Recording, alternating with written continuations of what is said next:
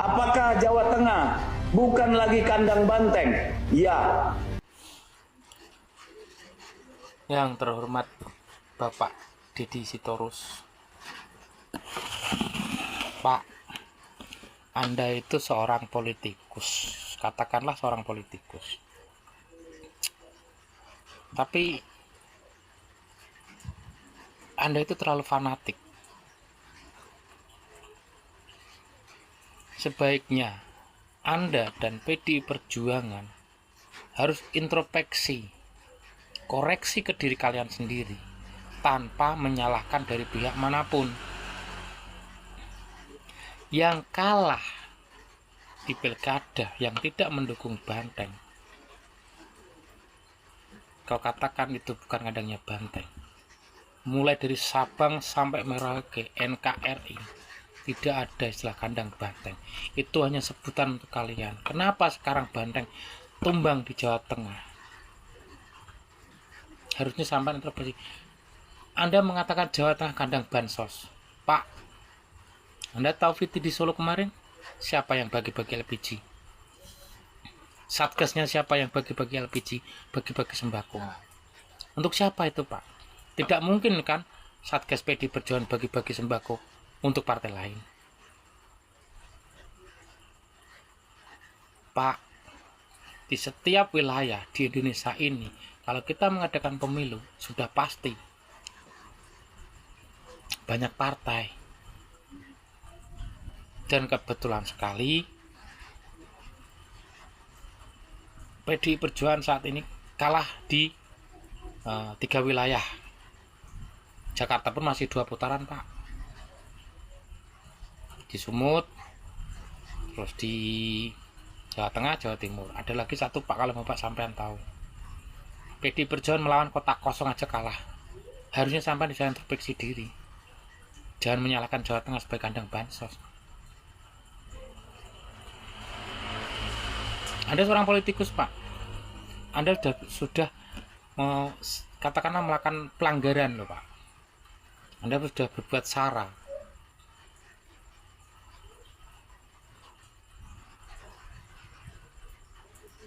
Membawa suku-suku, membawa wilayah. Sekarang PDI Perjuangan kalah itu bukan karena melawan 15 atau 14 partai, Pak. Rakyat yang memilih. Sekarang sampean tuh sebenarnya tahu tim sesnya Pak Andika Perkasa juga bagi-bagi duit lebih besar, Pak. Teman saya ada yang bilang di wilayah Semarang, Demak, Kudus, Pati itu bagiannya 100.000 loh, Pak. Semakin Anda itu mengklarifikasi dan menjelekkan wilayah lain dengan kekalahan partai jenengan, sama aja sama itu menjatuhkan partai Anda sendiri. Pak, saya juga simpatisan PDI Perjuangan, simpatisan PDI Perjuangan, Pak. Tidak mungkin semuanya itu pengurus PDI Perjuangan, pasti ada simpatisannya, Pak.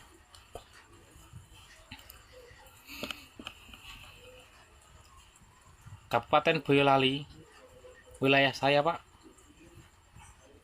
bupatinya sama, melawan PDI Perjuangan, kalah juga. Karena apa? Selama dipimpin PDI Perjuangan tidak ada perubahan. Apalagi untuk wilayah yang sana, Pak. Sampai kalau tahu wilayah kecamatan Kemusu, Juwangi, infrastrukturnya, Pak, sampai cek itu jalur provinsi loh, Pak. Kebetulan saya warga sana, Pak.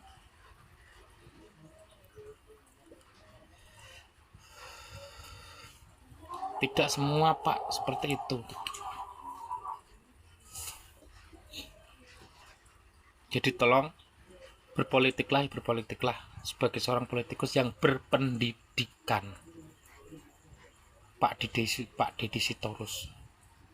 Tolong berpolitik tanpa menjelekkan wilayah lain. Sama saja Anda menghina orang Jawa Tengah.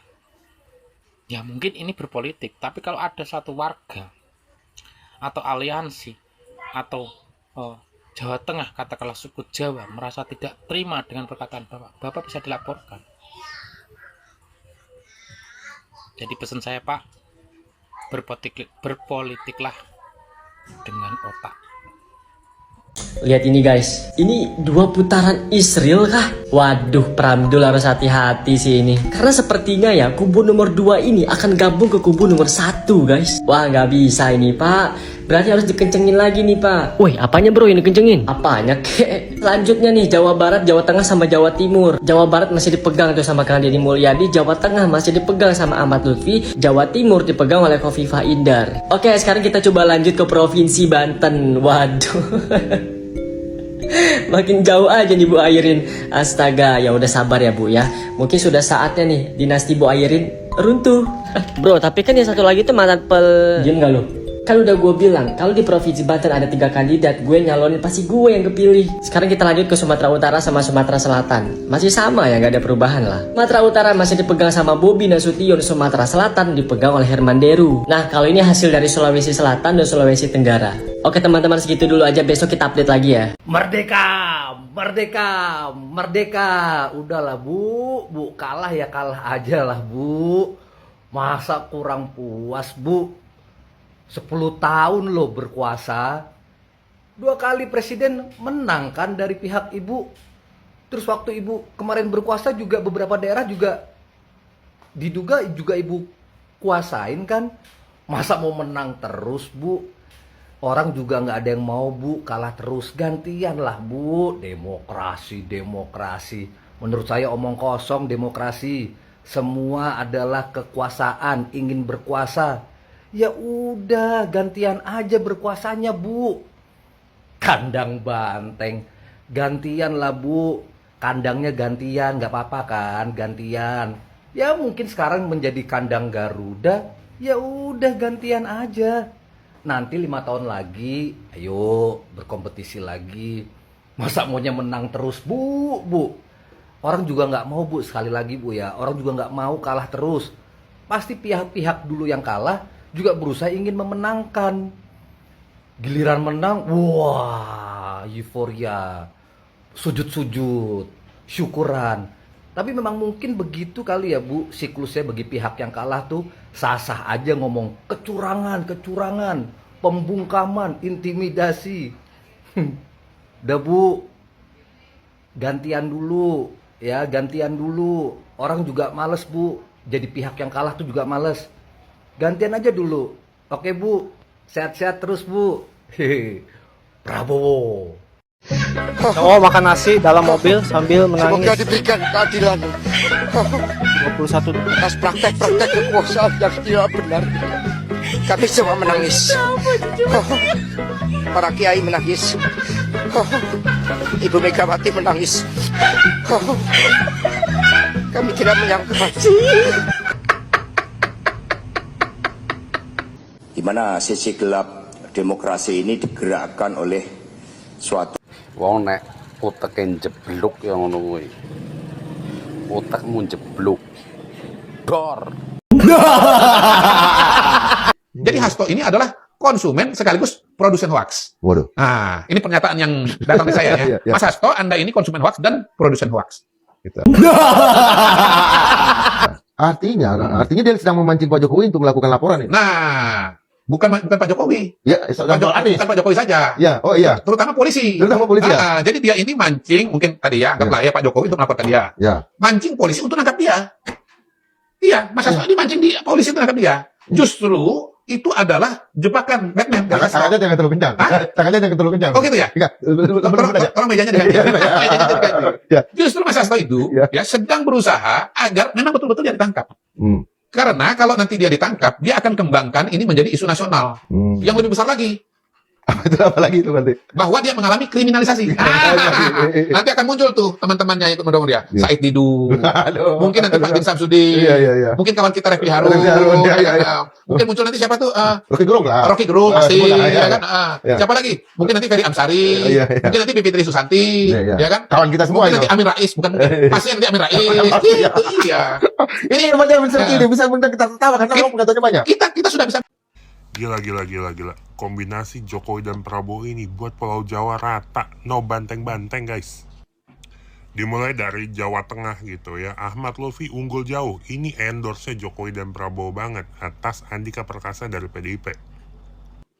Kita beralih ke Jawa Timur. Khofifah dan Emil Dardak unggul jauh atas Risma dari PDIP. Wah, ini juga luar biasa nih.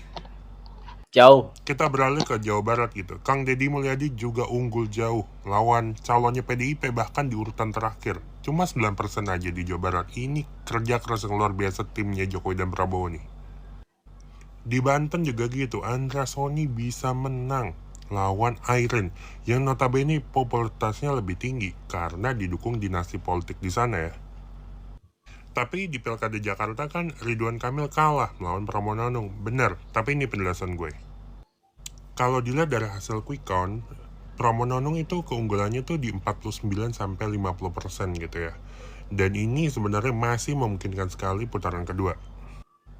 Kerennya Jokowi dan Prabowo di sini, Pramono Anung bisa diredam untuk tidak menang satu putaran saja.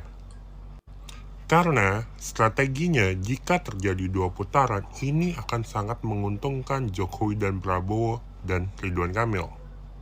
Pertama, jika terjadi putaran kedua, Jokowi dan Prabowo ini bisa fokus di DKI Jakarta, tidak terdistraksi dengan daerah-daerah lain karena sudah selesai pilkadanya. Kedua, ini soal logistik dan strategi kampanye gitu. Karena semua sudah dikeluarkan secara logistik untuk menang satu putaran oleh Pramono Anung. Anies Baswedan juga sudah dikeluarkan di putaran pertama, jadi di putaran kedua cenderung tidak ada efek kejut. Jadi, angka topi untuk Jokowi dan Prabowo ini adalah kemenangan yang dramatis di Pulau Jawa. Hormat. Jadi terbongkar ya guys, biang busuk selama ini. Kalian dengarkan baik-baik ini ya. Wih, seneng Batman. Jadi terbongkar ya guys. Siapa biang busuk kali ini? Yang percaya kan cuma ente. Emang udah nggak suka sama Pak Jokowi? Ya percayalah. Tapi kalau rakyat seperti saya ini, yang nggak percaya sama Hasto, emang siapa Hasto? Hasto itu siapa?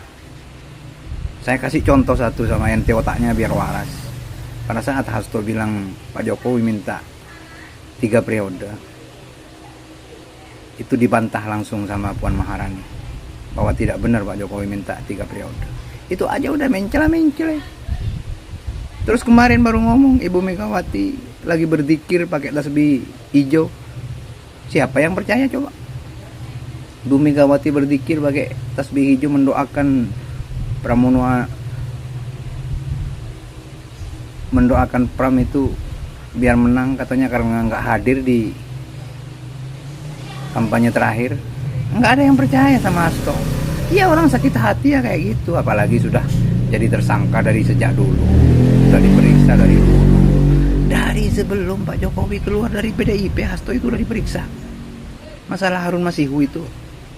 Jadi otaknya ente itu harus diluruskan sedikit biar nggak sebentar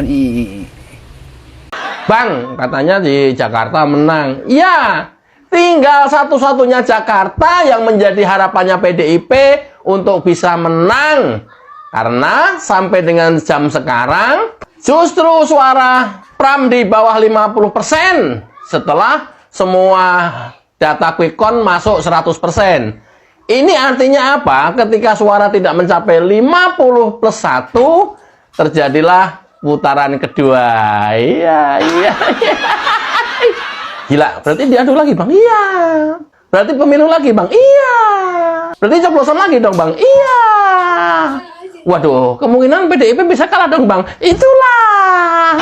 Wow. Gak apa-apa, akhirnya nanti head to head antara Pram dengan RK di Jakarta diulang. Pemilu putaran kedua.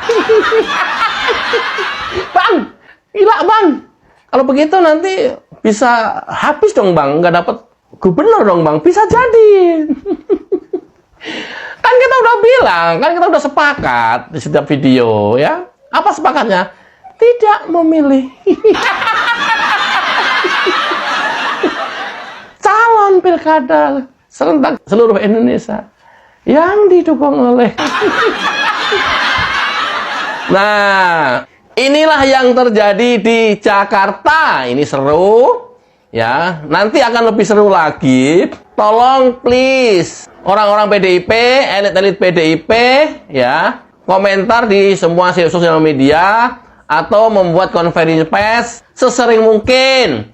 Kayak Hasto misalnya, ya partai coklat itu harus dikapitalisasi terus-menerus supaya nanti menang. Bener bang, supaya menang. Lah gimana? Gue bilang penyebab kalah itu Hasto Kristianto yang omongannya selalu menyerang Jokowi. Terus kan kalian nggak percaya. Ya udah, sekarang kalian nggak percaya, sekarang gue balik. Teruskan menyerang Jokowi, teruskan menghina Jokowi, teruskan mencaci maki dan merendahkan Jokowi dan keluarganya. Kalau mau pengen menang di putaran kedua, serius bang, serius. Oke. Enggak, kalau serius ntar gua jalanin ini. Ya coba aja, coba. Kan kemarin sudah membuat fitnah tuh sama Koni, ya. Oh, jadi bahan ketawaan orang. Herannya ya, sekelas Akbar Faisal, waduh serius banget menanggapinya. Oh ya, aduh, saya pada titik ini. Loh, kita udah tahu Koni itu siapa. Berkali-kali dia menghembuskan hoax. Masa nggak tahu sih Akbar Faisal? Loh, kita tahu Hasto itu siapa. Berkali-kali menebarkan hoax. Masa sekelas Akbar Faisal masih percaya? Bang Akbar, masa lu sama gua derajatnya tinggian gua, Bar? Ayo lu, mau biar lu. Dan jika saudara-saudara bertanya, apakah Jawa Tengah bukan lagi kandang banteng? Ya, dalam arti pemilihan gubernur. Tetapi sekarang rekan-rekan wartawan semua mulai hari ini bisa menyebut Jawa Tengah bukan sebagai kandang banteng lagi, tapi sebagai kandang bansos dan parcok. Banyak yang kemudian berkomentar negatif bahwa pernyataan-pernyataan itu merupakan penghinaan terhadap warga Jawa Tengah. Bagi saya, untuk warga Jawa Tengah tidak perlu menghiraukan pernyataan-pernyataan seperti itu dan tidak perlu merasa terhina. Lihat saja pernyataan-pernyataan semacam itu dari sisi humor. Bagaimana caranya? Caranya adalah lebih baik disebut kandang bansos dibandingkan dengan disebut kandang banteng. Kenapa seperti itu? Kandang banteng itu kotor, Pak. Penuh dengan tai di situ. Kotoran banteng itu kandang banteng. Tetapi kalau kandang bansos itu banyak bantuan sosial di situ. Kenyang kita. Artinya ya sudah, supaya warga Jawa Tengah tidak marah dengan ucapan-ucapan seperti ini, ambil positifnya aja. Ambil sisi-sisi di mana dia bisa menjadi humor. Begini ya, saya terus terang tidak ada urusan dengan PDIP. Saya tidak benci PDIP, meskipun saya berharap di pilkada serentak yang kemarin PDIP tumbang, tetapi itu bukan didasarkan atas dasar kebencian, tetapi karena saya berharap PDIP menjadi satu-satunya partai besar yang secara konsisten menjadi oposisi baik di tingkat nasional maupun di tingkat daerah.